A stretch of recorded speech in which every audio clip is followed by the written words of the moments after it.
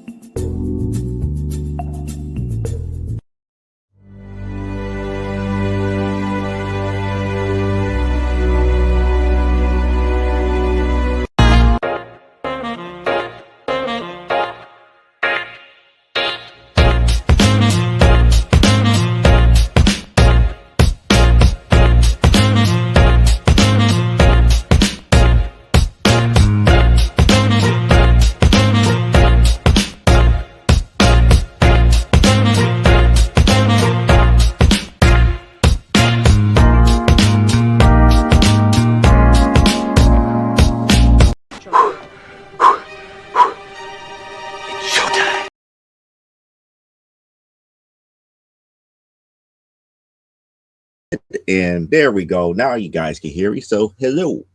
It is another Saturday, and it is that time once again on at around 9 o'clock to come on here and talk about some comics and things here.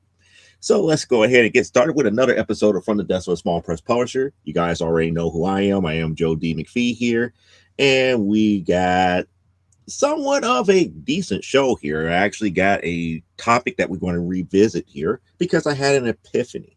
And we're going to talk about what I thought about and everything. And we're going to talk about it a little bit here. Hopefully, those who are watching will join in the chat. Your opinions is just as good as mine. And we're going to talk about the topic. We're going to talk about a lot of things that I'm seeing here dealing with said topic. And I know the thumbnail came late, but the last part of that thumbnail is what the epiphany came about. That both sides of the coin is getting screwed. Pretty much here, but we'll talk about that in a little bit here. Let's go ahead and start the show by saying stupid o'clock still happens 1 hour into our show here. If we go into a second hour, it really depends on how long our conversation for the main topic is going to run here. That is then followed up by Last Man Standing at 1 a.m. Eastern Standard Time. Then you get a little bit of a respite until Monday morning. We have Nicholas Talkert and Nevermind the Furthermore. And let's not forget about Thursday. Thursdays right here on this channel. We still got more episodes of Comic Book Spectrum coming up here at 7 o'clock Central Standard Time, 8 o'clock Eastern here. So, getting back to what we were talking about on the topic here, it's going to be very, very interesting. We're going to, hopefully more people will show up here. But before we get into that, it is that time once again for us to get into new comic book pickups for the week here. And yes, we got a stack of books here. I know it's not, you can't see it on the screen as of yet, but it's sitting right here in front of me. The first two books might be up on the chopping block here for being sold here. So, just to give you an idea of the two books that I'm talking about here, we got a Darth Vader number 18 that might be coming to Whatnot as far as the buy it now section here, as well as a Suicide Squad number 15. Those two books might be showing up very, very, very, very soon on my Whatnot bin here. Then, with that being stated here, we got books that will be staying in the collection or be used for some other purposes here, such as we got blanks this time around. We got another copy of Batman Catwoman Black Label issue 1 blank. We're going to be using that here hopefully soon here. We got another Wonder Girl number 1, Future State Wonder Woman number 1, another Wonder Woman 750 here.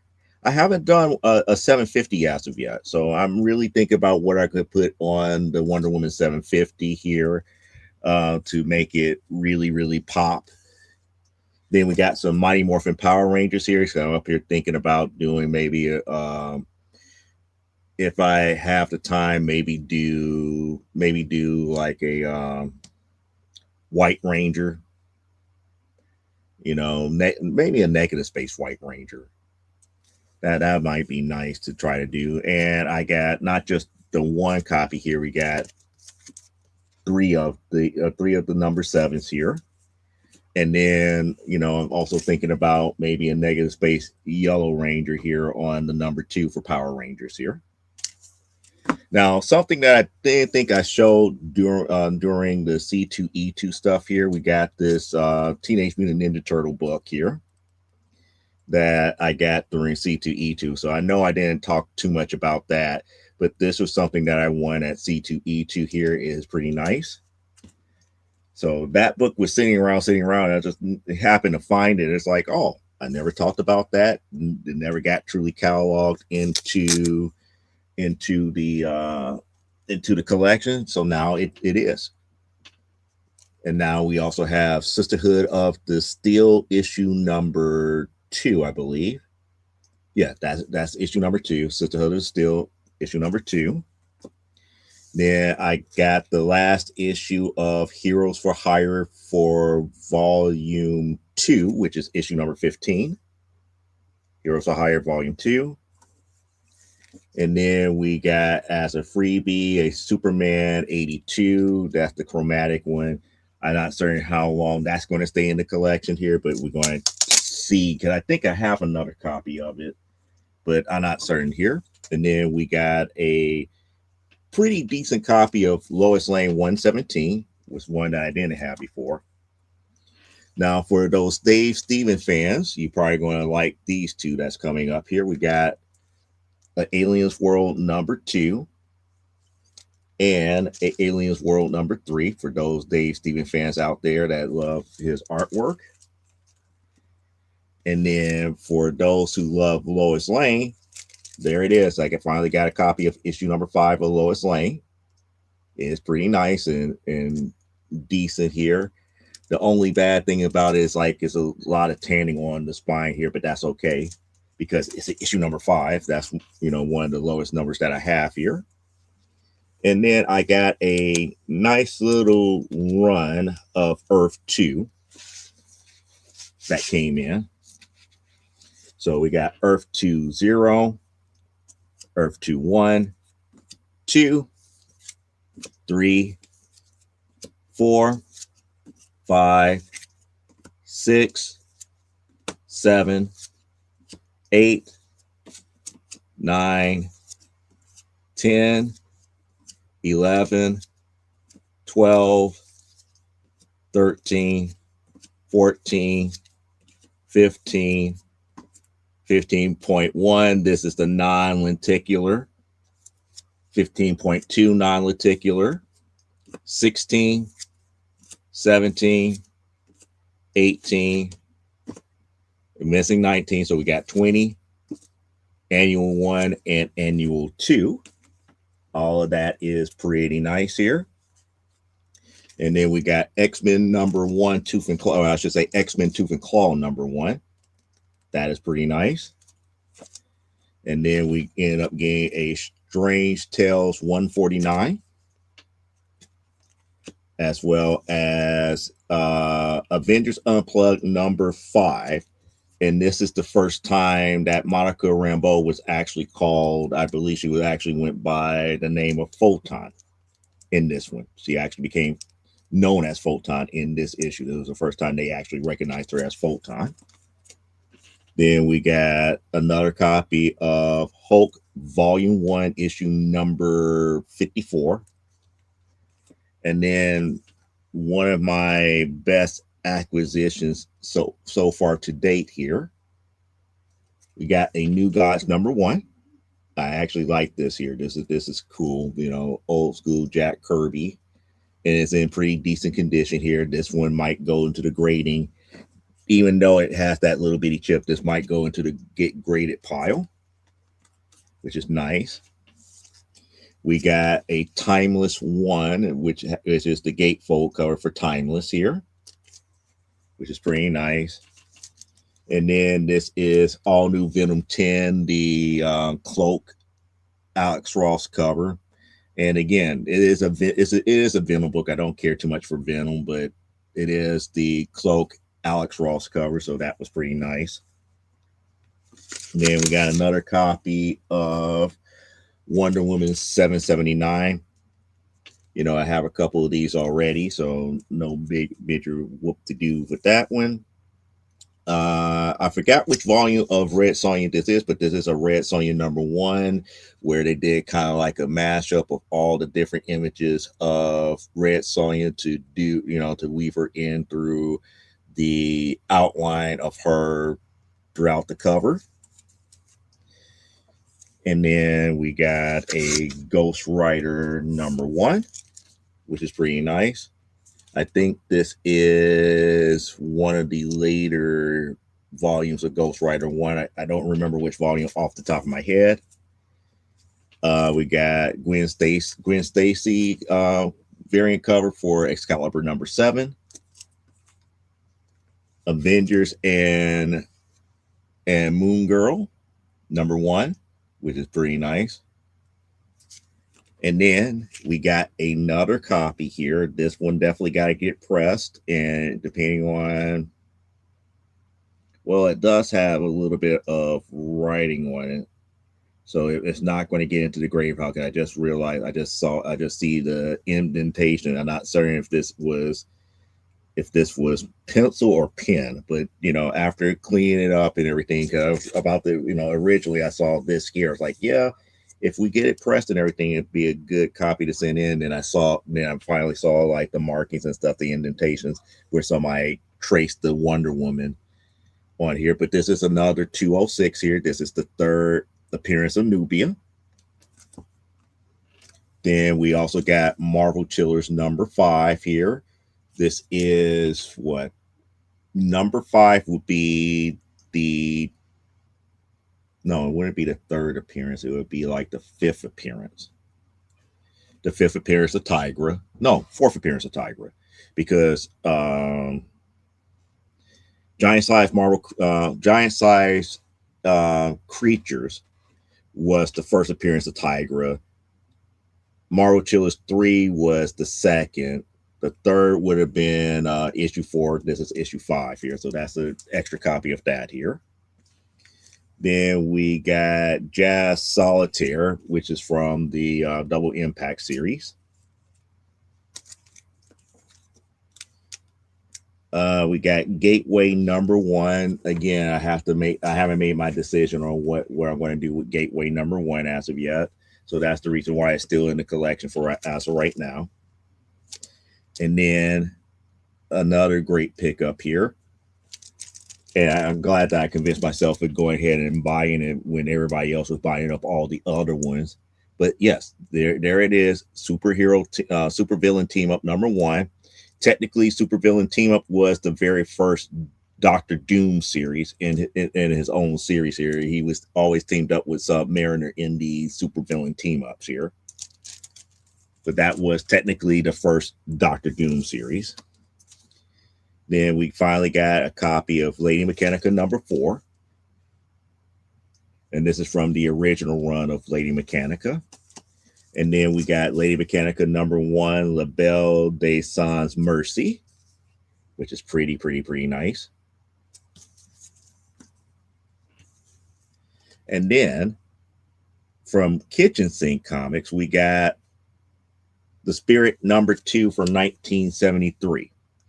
Now, the history behind this one is that I didn't realize there was a 1973 series of The Spirit from Kitchen Sink here. It only ran 2 issues, so the only one I'm missing out of the 1973 series is issue #1.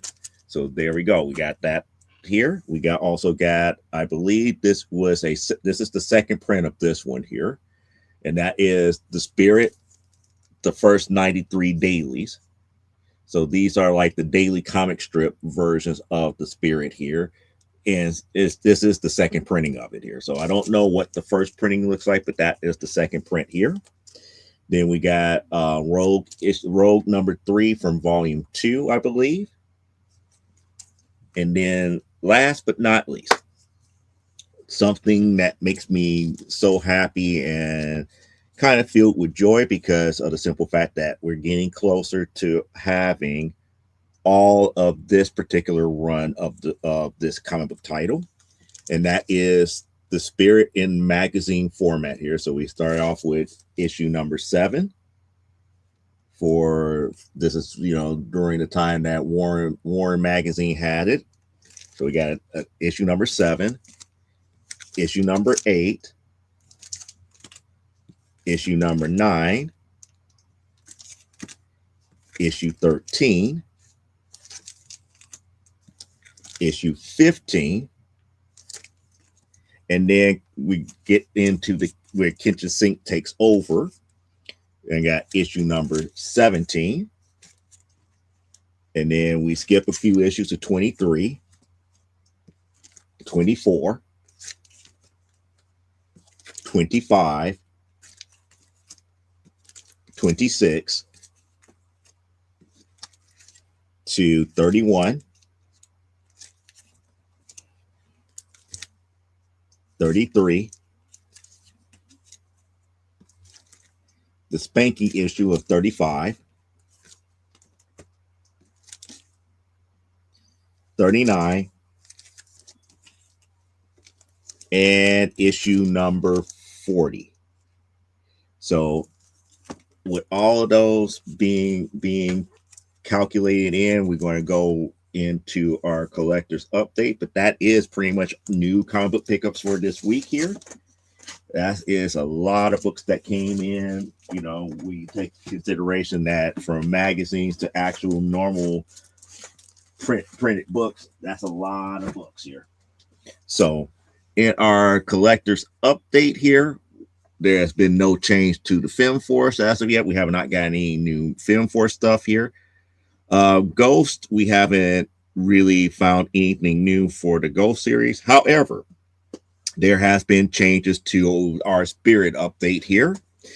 We're still missing issue number 2 for Harvey Comics. I was able to track some of them down, but I'm not willing to pay the money for that as of yet. As far as the magazines are concerned, we're down to the last 4 to get in the collection, which is issue 16, 18, 19, and 30. And then for the 1973 run for Kitchen Sink, we're only missing issue number 1.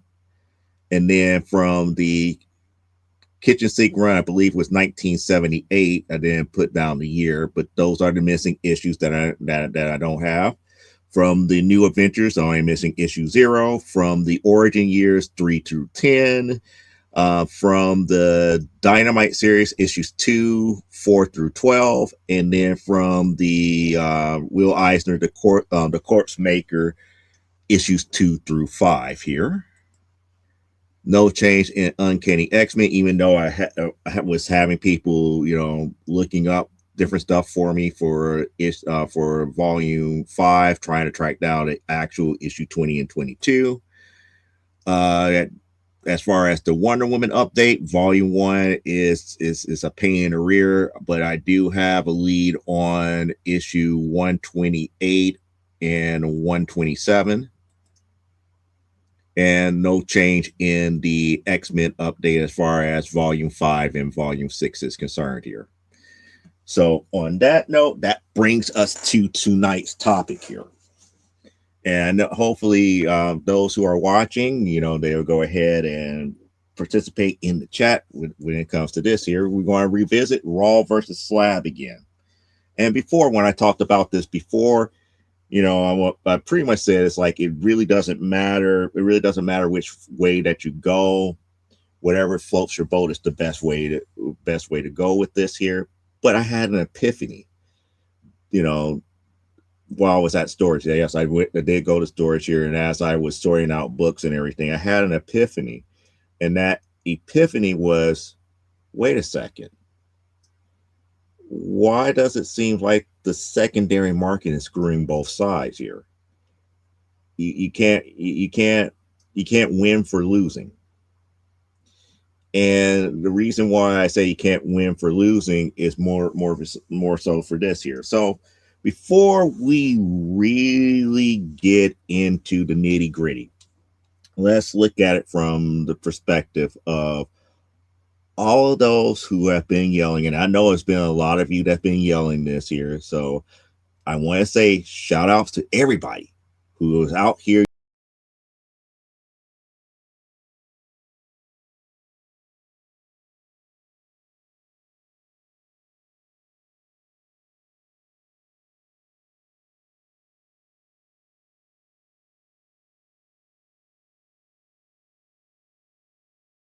getting messed over so much during this whole new era of secondary market. And the reason why I got to give you guys shout outs because you guys have been holding fast to tradition. You've been holding fast to, the whole aspect of why we have to grade comics and look at conditions and the whole thing about bartering. And really, it's the foundation of that secondary market. But you guys getting kind of like messed over so much because the standard now for when you look at the best bang for your buck for your comic is you have to convert it over to graded or get it slabbed, and whatever grade that slab gets is what is the de facto standard. And it's like, the more I thought about it, it's like, no wonder a lot of people are getting upset, and the reason why they're saying that I would never get a comic book slab. That's like, it's not really. When I originally looked at this topic, I was looking at it as like, points of view and everything, and how people enjoy their comics and how they read it and how they collect. But when I look at it from the eyes of the secondary market is screwing both sides over left and right. And it doesn't make any sense, especially for those who are the raw collectors, because the raw book collectors, they're the ones that really makes up the backbone of that secondary market.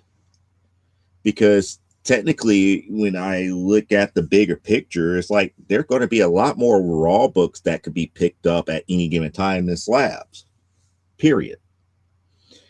But yet, with people who only wanted to collect high grade books and it must be a 9.8 and all this other stuff in this modern speculative age, it screwed raw collectors over, because now your grading capability has to be, on the upper echelon. You have to be able to assess and grade books to a certain degree where people are not going to argue and try to barter with you.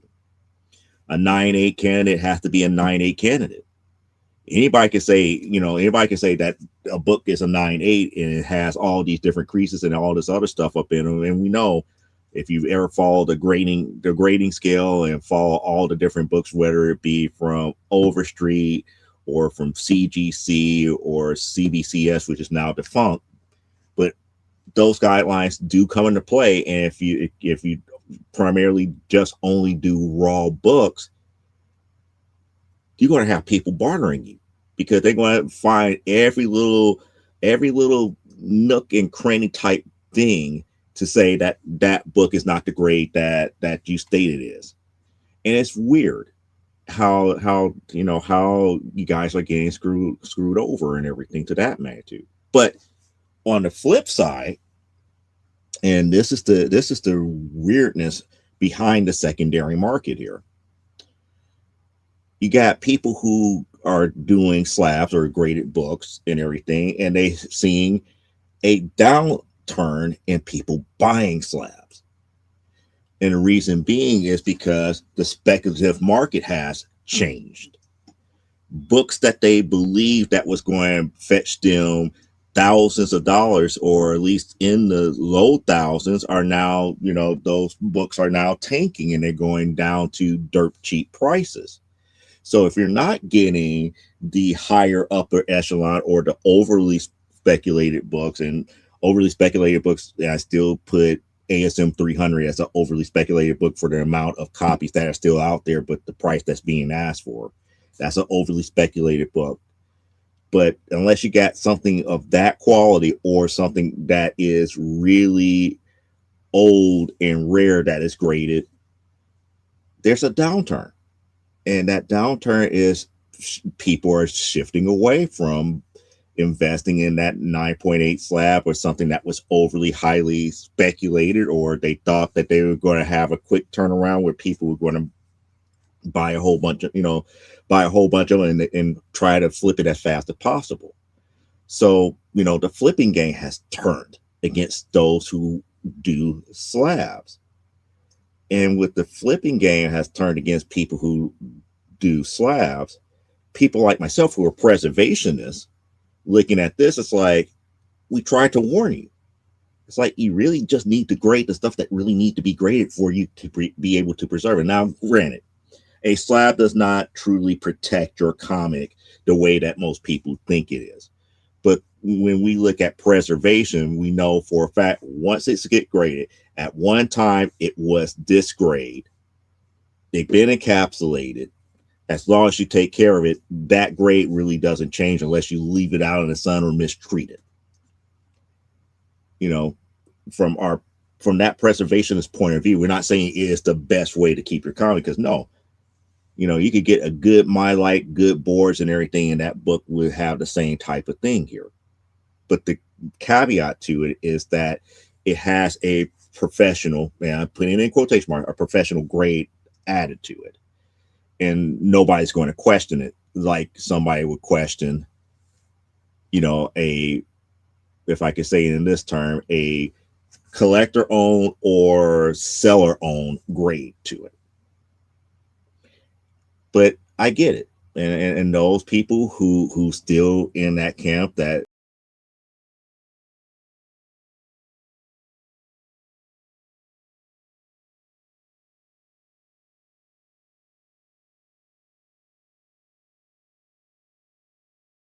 it's just, I get it.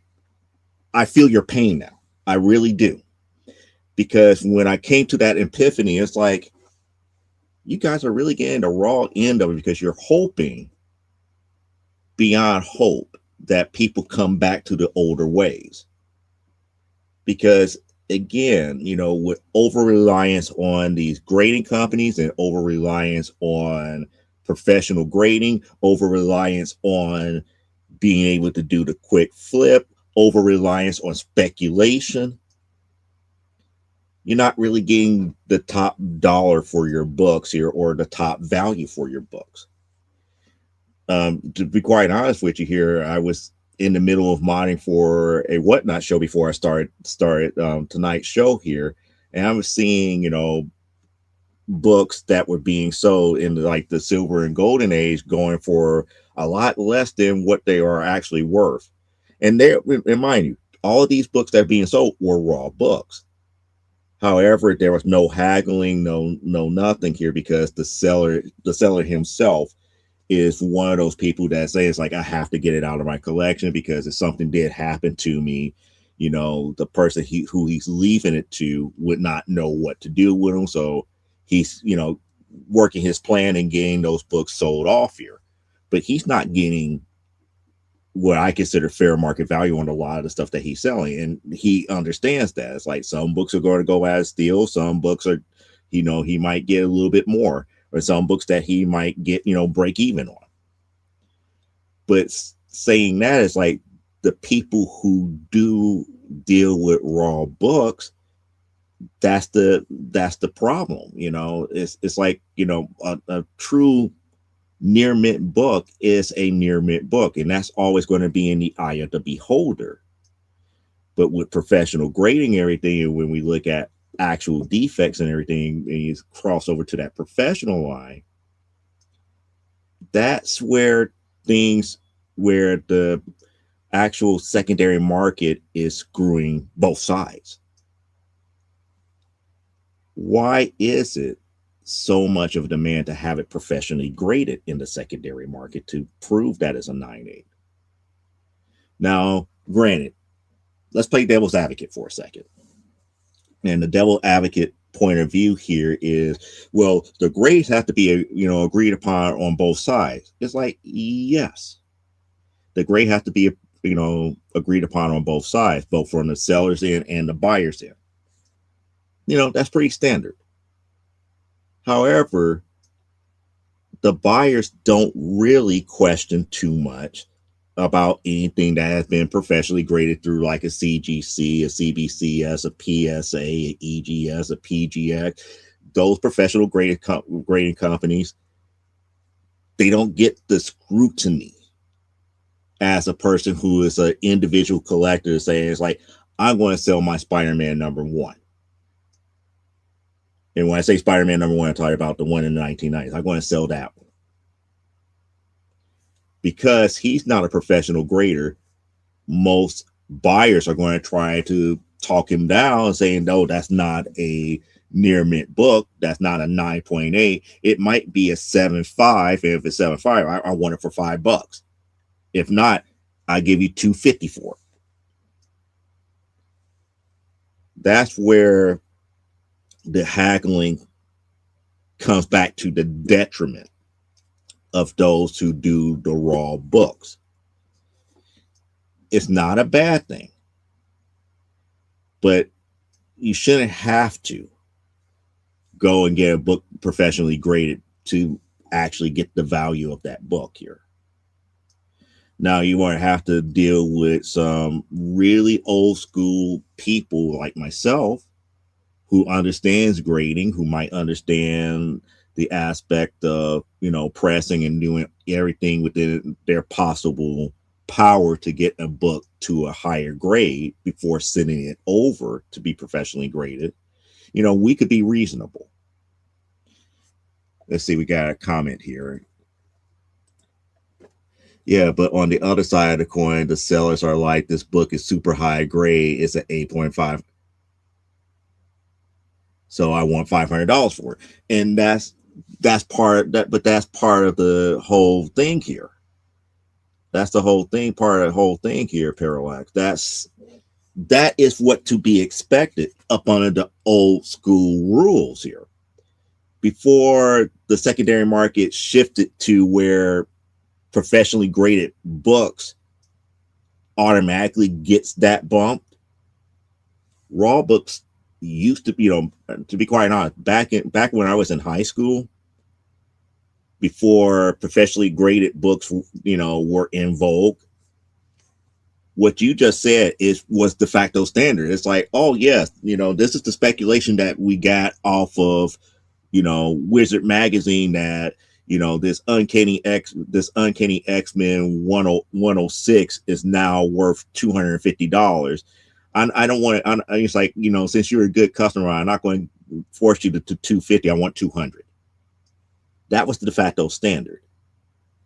But yet you still got raw book sellers and raw book collectors in this day and age, up under this particular secondary market, that is still trying to do that. And people are just going to look at them strange. It's like, it's not graded. Why am I? Well, it's like, I'm not going to pay slab prices on a raw book. That's part of the problem. That's the reason why those who deal with raw books are getting screwed to a certain degree. Because if it's truly a 9.8, it doesn't matter whether it's professionally graded or not. The book is worth this exact same thing here. Yeah, back with Laney and Frederick Douglass hang. Yeah. It had mid juleps. Exactly. But that's the epiphany that I had about the secondary market, especially in this secondary market where speculation is at an all-time high. The reliance on professional grading is at an all-time high. People are not as trusting as they should when it comes to sellers. And that's like I said, and I'm not saying that it's 100% in favor of those who are in the slab market, because the people who are in team slab are getting screwed over more so than anything. Because I went out, if you go out and buy like a Externals #1 from like the 1970s, and I bought that still at $250, and you come right back around, now that book at a 9.8, it's like $50. You go and womp womp. That's the bubble that people were talking about when it comes to speculation, and you got bit by that speculation. You know, it is what it is. And she's saying, yes, you and I know that 9.8 slab is like double the price from, some odd reason. And that's the thing. It's like both sides are is getting screwed. That double the price really comes based upon the speculation within this newer secondary market. It's not based upon the amount of copies that's truly available, or whether or not the series have staying power. Something gets optioned. Now, here's a bump up in price until we find out that they're not going to do anything for it, and the popularity dies down, and then next thing you know, it comes crashing back down to where it's supposed to be in the very first place. That's the secondary market that we're living in right now, as opposed to, like you said, back in the day where Laney and Frederick Douglass were drinking mint juleps.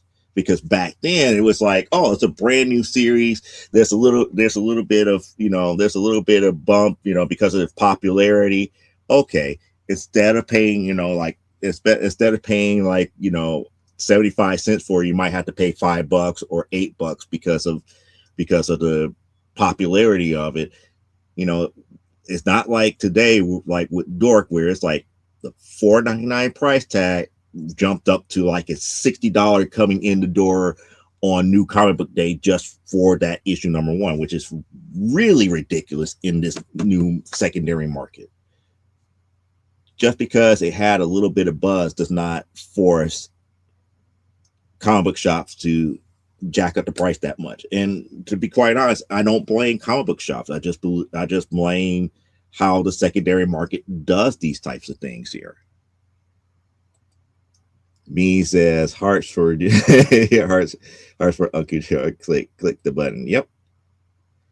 And that's the messed up thing, because it's like, as many times people argue about Raw versus Slab, I would never buy Slab books. Raw books it's like, it's just too much, worry about Raw books and blah blah blah. It's like, it should be an either or.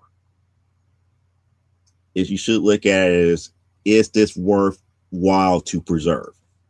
If it is, then if you want to maintain it raw, invest with the MyLights, invest with the top, the very best board, and keep pushing. Or you could go to the encapsulation, get it professionally graded. That way, beyond a shadow of doubt that the condition of that book is that way when that professional grader got it and sent it back to you. Now, whether or not things happen in between them, so be it. But if you look at it from the monetary aspect of it, for those who are trying to do the investment side, those who are trying to do the quick flip to make money off of this, I'm sorry, you're getting screwed either way. That's just the way that this secondary market is fucking people over. Excuse my language, but you are getting messed over. And it's sad. It is very sad. Because now you're up here, it's like, well, if I got my book slab and I got that book slab fast enough, now I'm racing, the time for whatever bell curve happens. And if the bubble bursts before I'm able to sell it, I'm not going to make any money off of that slab, period. That ship has sailed. And I have to wait for, hopefully, the next big speculative moment to bring the prices back up for that slab to be sold. And as I stated before, with the Raw, I have to weigh out all the different haggling, critiques about the grade of the books and all this other stuff, the haggling over the price because the simple fact that it was never professionally graded, and people were going to try to figure out ways to say, it's like, oh, there's a little bitty spine tick right there. That's not a 9. That's not a 9.8. That brings it down to like a 9. So I'm not going to pay that 9.8 price for it. It's just one of those types of things here. It's like my view is we're really going to drop $1,000 on a Fantastic Four 5 Raw, where it could be trimmed, color touch, because I'm not walking around with, yeah. I mean, that stuff happens. People be surprised of how many books got touched up and everything to that magnitude. Just like what I said, if you saw what I said with new comic book pickups here.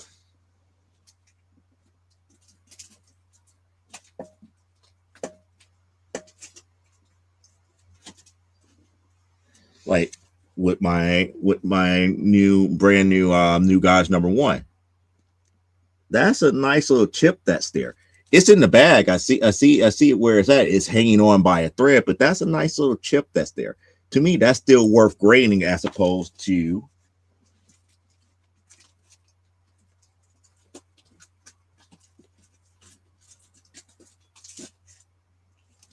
this nice little Wonder Woman 29, which I up here is like, oh yeah, if I could get that pressed and even out, I was thinking, oh, that's good, but I just saw the indentation where, and I don't think the camera is going to pick up on it very well here.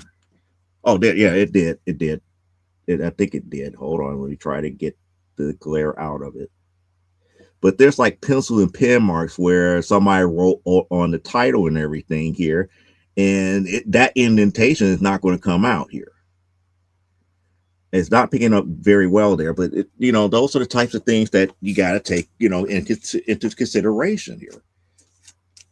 Now, I cannot sell this. I cannot honestly sell this as really a truly high grade book.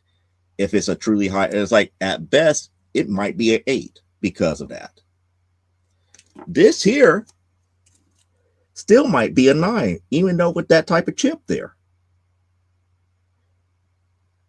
I mean, it just could be what it is. And then Parallax is saying, yeah, if it's a CGC 6, I know that it's not enhanced. Yep. Ergo books that you need, to get graded. Ooh, Orion. She's talking about the, yeah.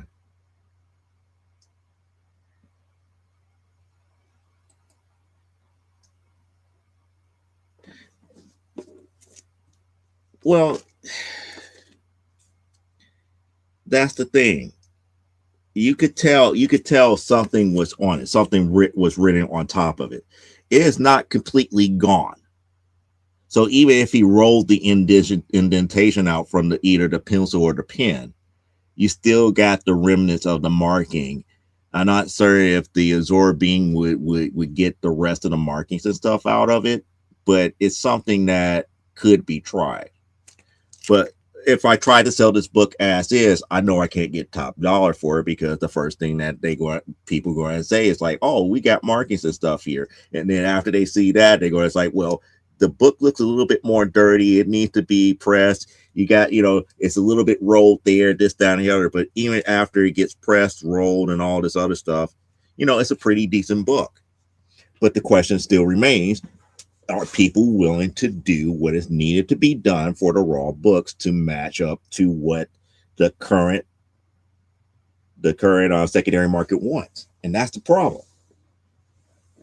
And just the problem, it's like I just don't understand why the secondary market is the way that it is at this point. And I guess maybe because we got, maybe because the newer people that's coming in just that naive. Or is it because, newer people coming in as sellers are getting that desperate and that greedy? Bean says she would pay Freddy 55. Free 50. Free 50 at a grilled cheese.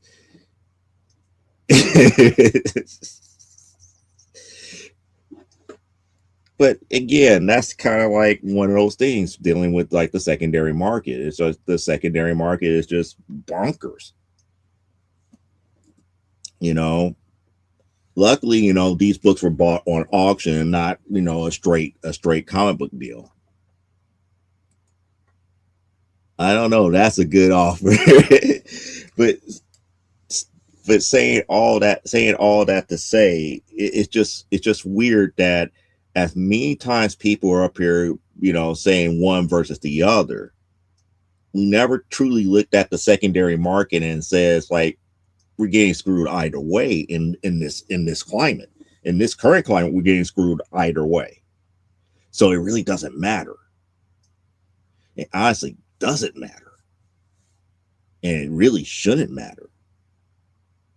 To be quite honest, if you hold everything level across the board, a 9.8 is a 9.8, a 9.6 is a 9.6, a 9.4 is a 9.4. If all of that was supposed to stay level,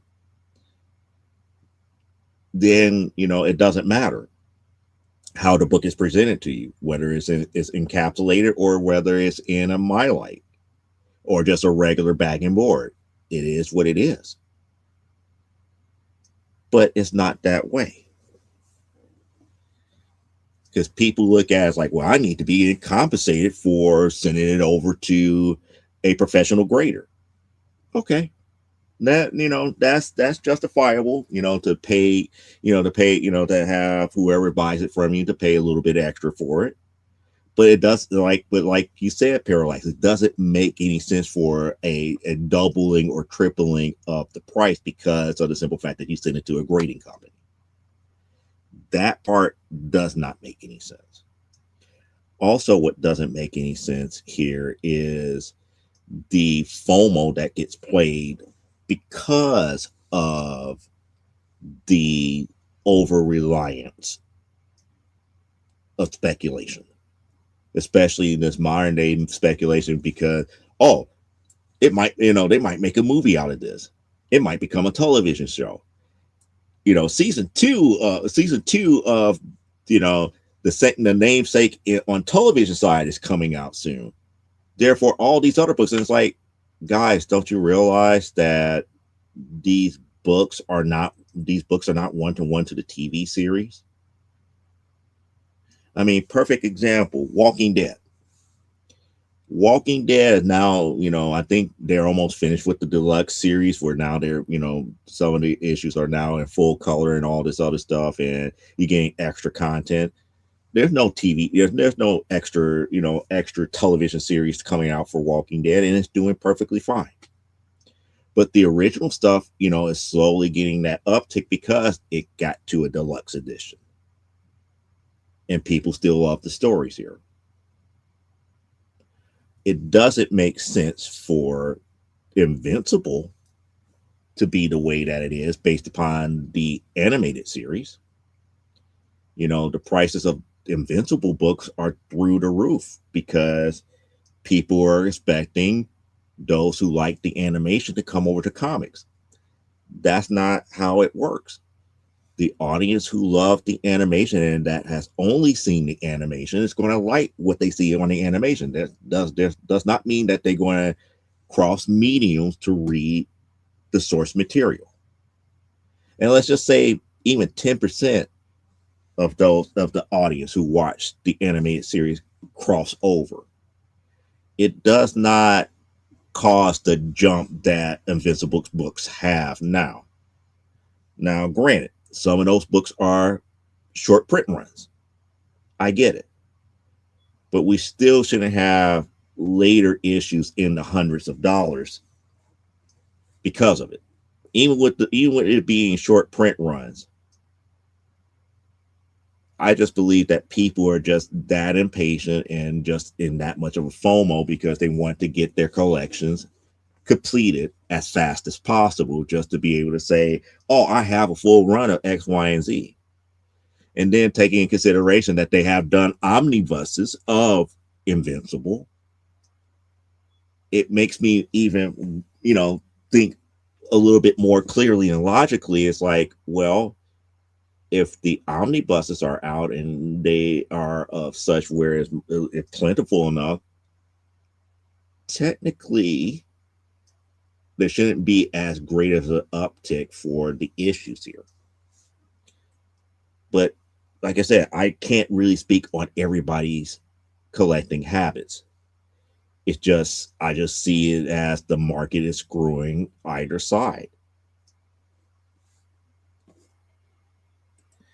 And she said, yep, you can get all 144 issues in 3 tomes. Yep.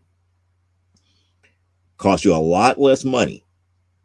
Cost you a lot less money, but at the same time, you got people who just like, they want each and every issue of it here. It's like, yeah, you can get all 3 of them for like $150 average. So for the cost of, let's say, for issue like 131, which I know is kind of like a short run, for the cost of one of those books, or actually 131 and 132, that might actually run you close to like $250, because I know that those books are short run. Those 2 books combined outweighed the fact that you could get all 3 of them for $150. But yet again, I still hear you guys.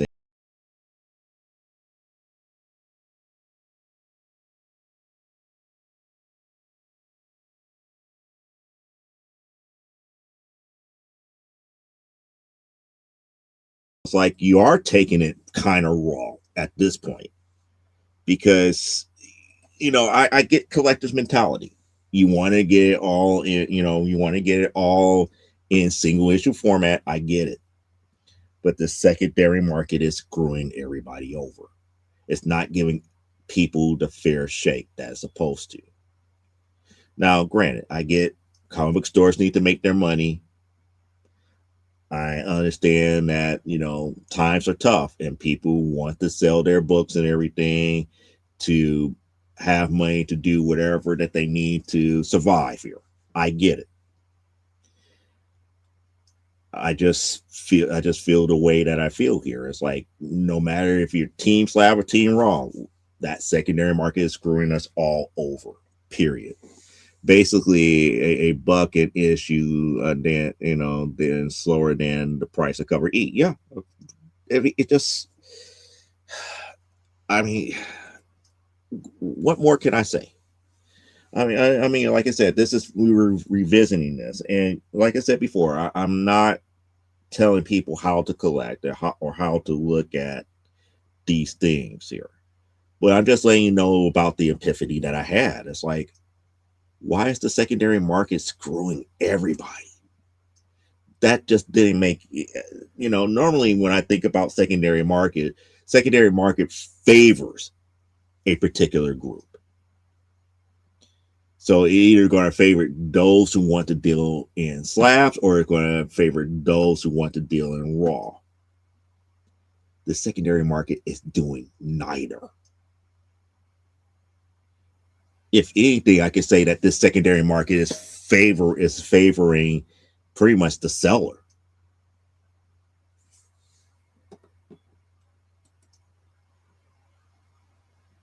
Who's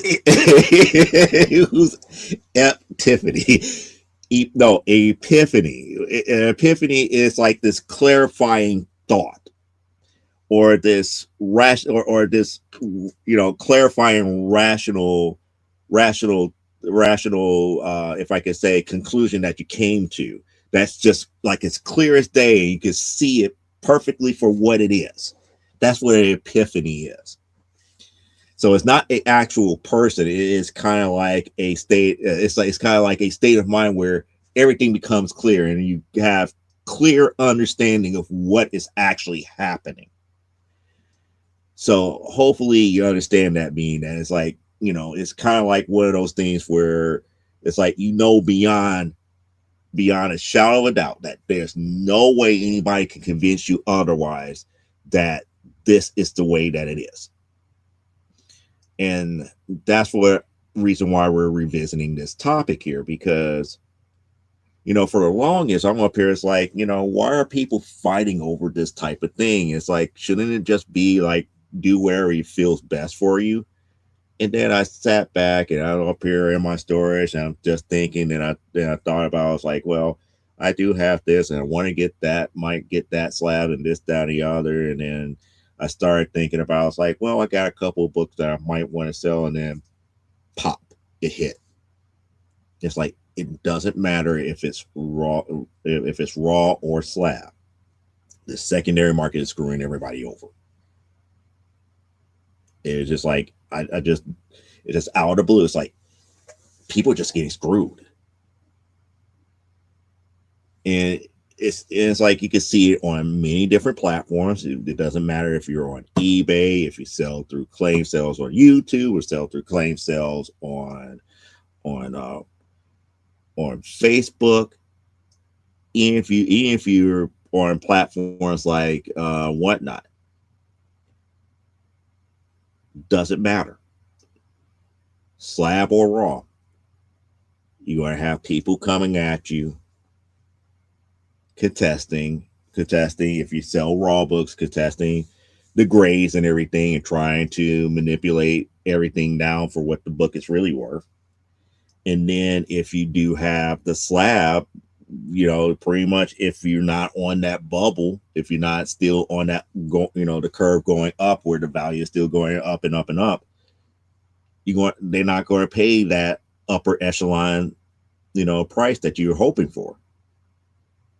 I mean, your time to get like that 9.8 dork #1 for getting like $500, $600, $700, that time about to get very, very short, very, very quick, and then next thing you know, it's going to crash back down and level out.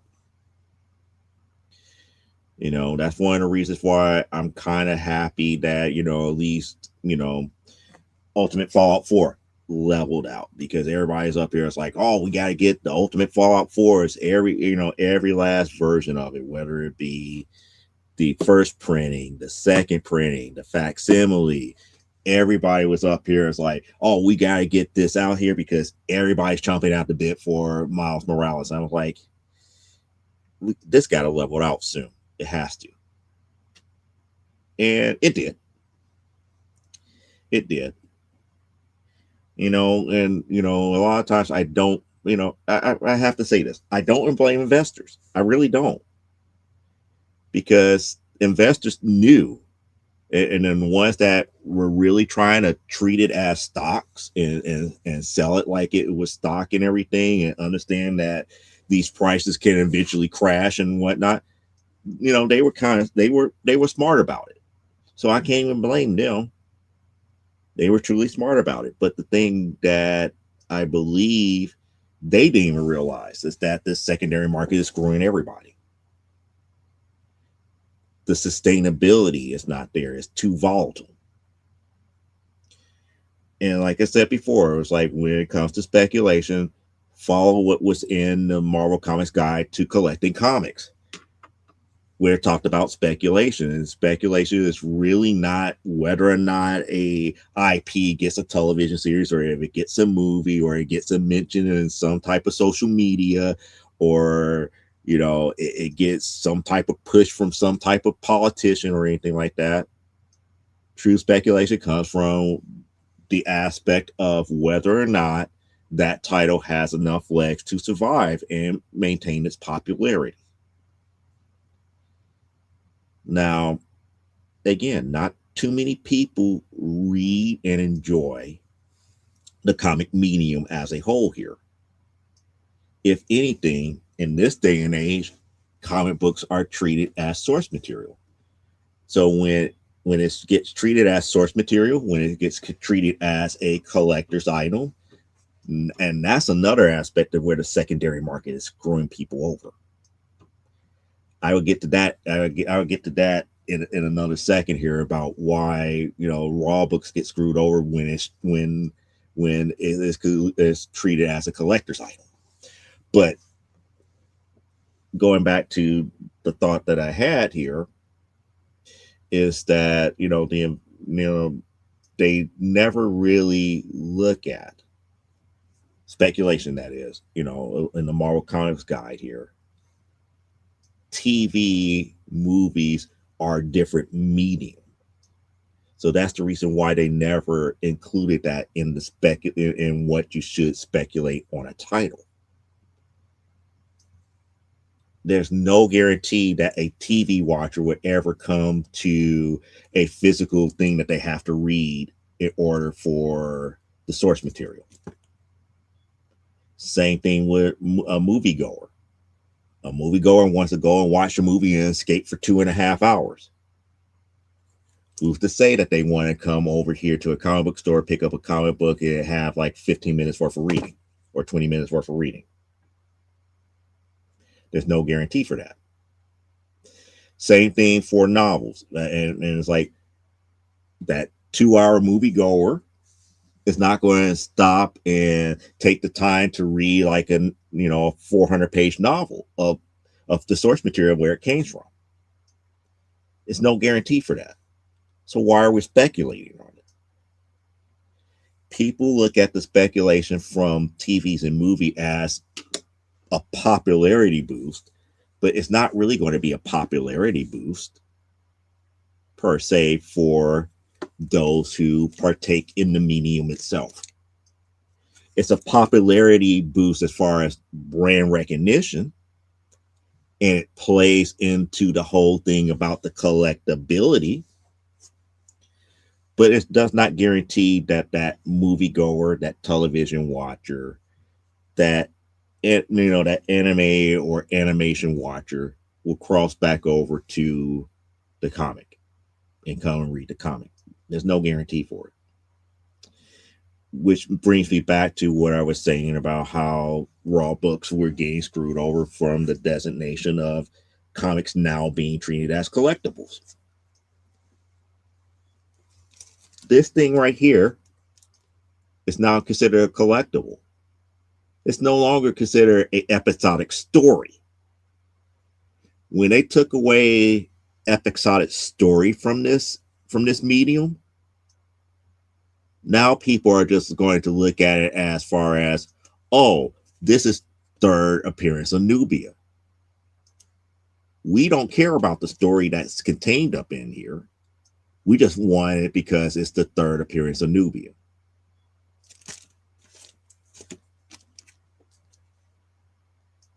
Most people would buy it because it's first issue. Or if they're a Jack Kirby fan, it's a well-known Jack Kirby first issue. The collectability of it. Nobody is coming back and saying this is the first part of an ongoing story that lasts 15 issues.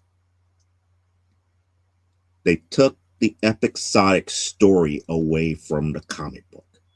They have made it a collectible, as if it was a toy or a plate or a piece of clothing.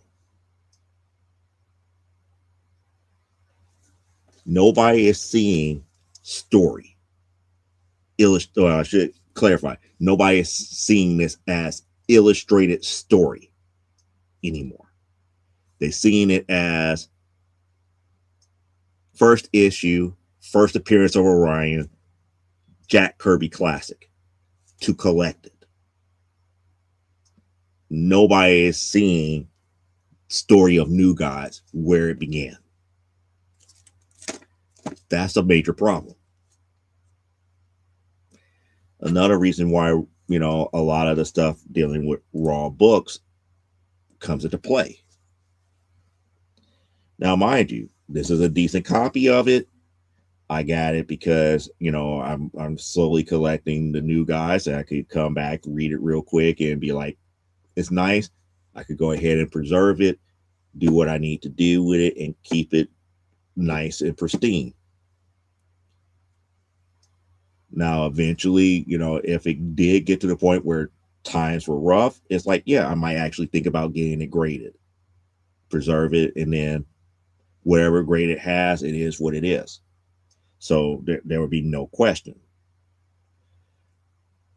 But the way the secondary market is now, there's no guarantee that I would get top dollar for this book, because unless I get it into a hands of a person who collects first issues, a person who collects Jack Kirby, or a person who's collecting Orion, or a person who is just, a New Gods collector, I have to look at it from who's collecting this book as opposed to, hey, this is a good copy of a episodic illustrated story that a lot of people should read. You took the fact that this thing is part of a story.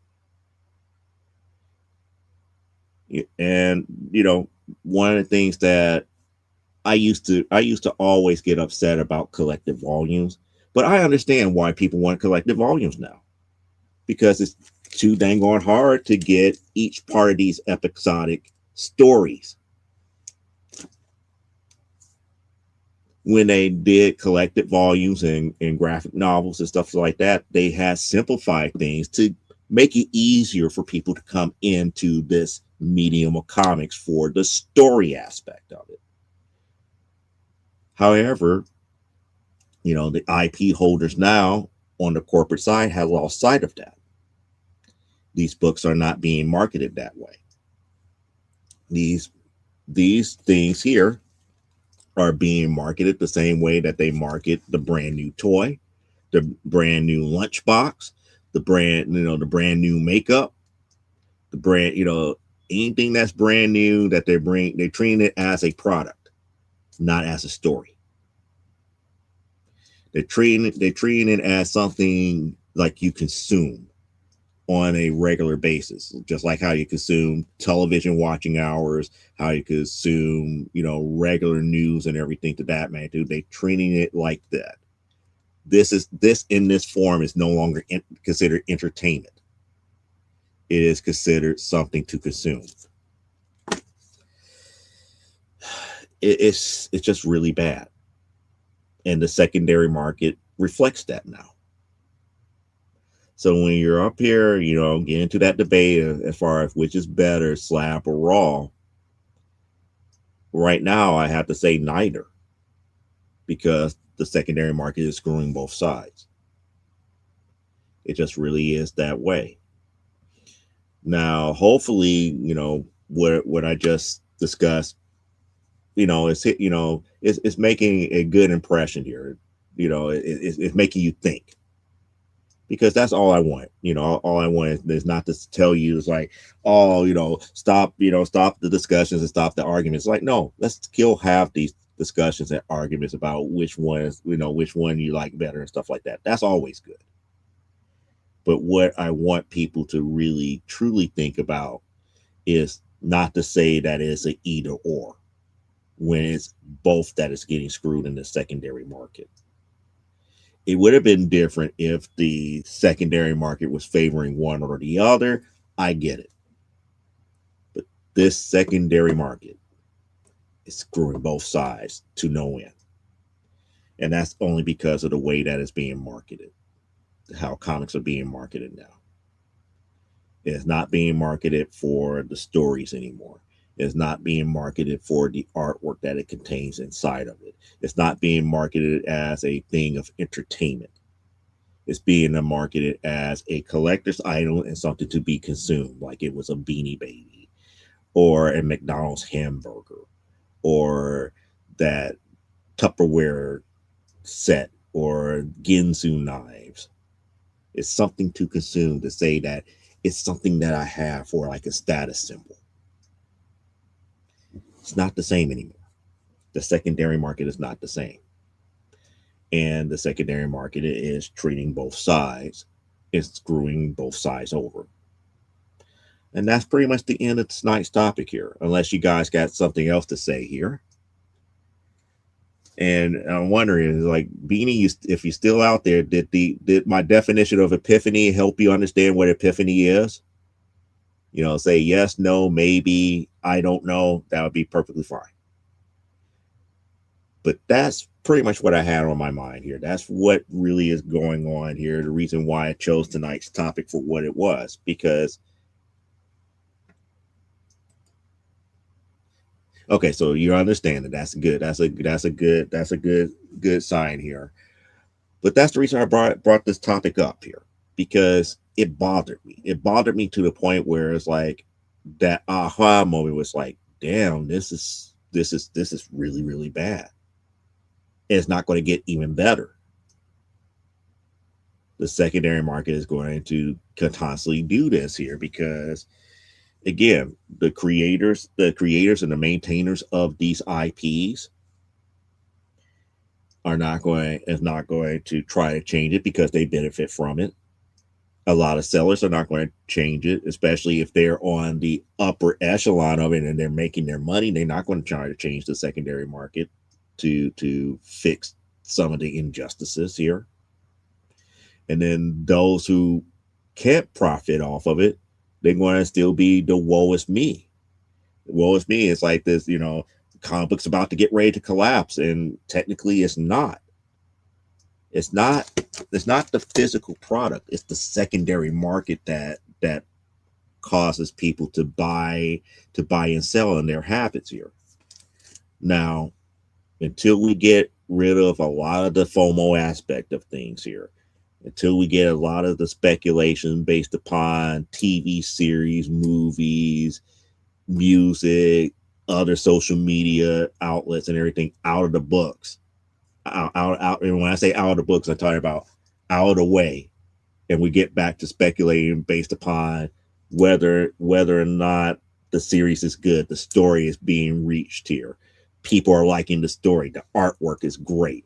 People want to follow the artist. People want to follow the writer again. Until we get back to that type of speculation, a lot of the stuff that's happening now is going to screw both sides, whether you're on Team Slab or Team Raw. And also shout outs to Milo the Cat. Thank you for doing that lip sync video with Dr. T Fear using the ODB song, I Like It Raw. So that's the reason why I did what I did here, because like I said, I understand those people who are on Team Raw. I get where you're coming from. I could keep the book as pristine as possible. I could always come back, open up my bag and board, read the story, put it right back in, keep it nice and clean, this, that, and the other, and everything is great. I understand your argument. And I'm more in your camp now because of the simple fact of what's going on with the secondary market. I see your struggle.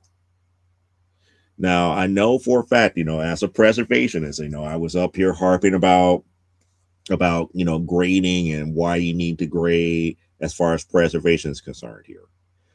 And I was up here, kind of, and you could blame me for this, kind of justifying why you should grade.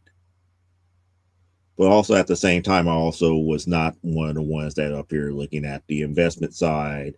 I was up here looking at long term as opposed to short term. So a lot of the stuff that the investors were doing, and it's like I understood their downfalls and the shortcomings of how the secondary market is affecting them. I understood that and knew, coming in the door, they're going to have to deal with that because the secondary market is going to screw them over. But it took today to make me realize how much worse you guys have it as people who keep things raw. So on that note, not certain if there's any more questions here. We got people up in the chat. If you got comments, questions, and everything, let's go ahead and hear it now, before we wrap everything up. Because if there's no other comments or anything to that magnitude, what I'm probably going to end up doing here is probably go back out here to help my buddy out on Whatnot to finish up modding his show for the tail end of it, and then finish up watching Daredevil Born Again. I know I got to be up early tomorrow and everything. Got some business to take care of on tomorrow morning.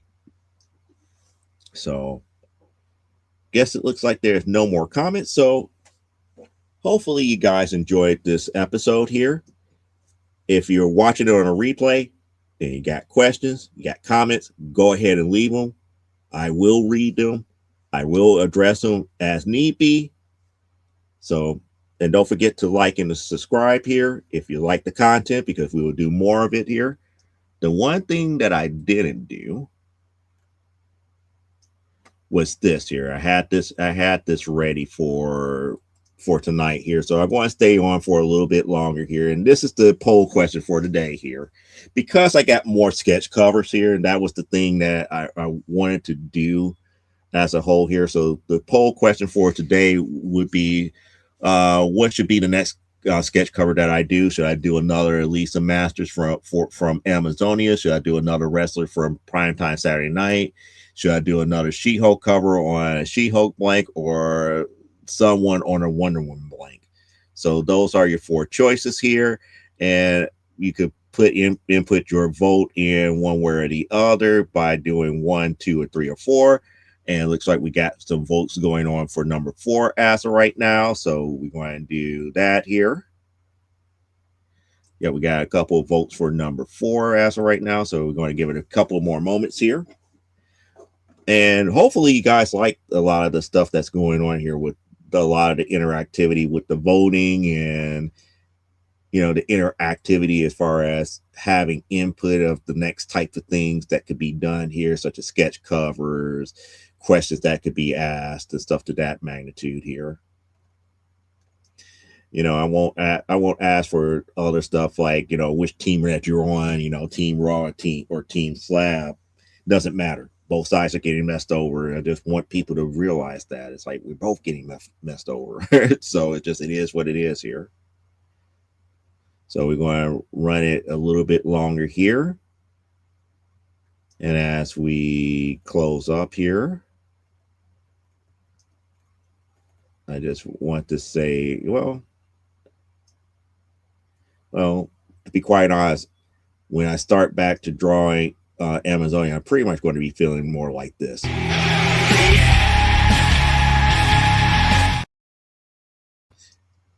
That's the euphoric feeling that I get when I'm actually starting back to drawing on Bristol boards and everything. It just feels just that great.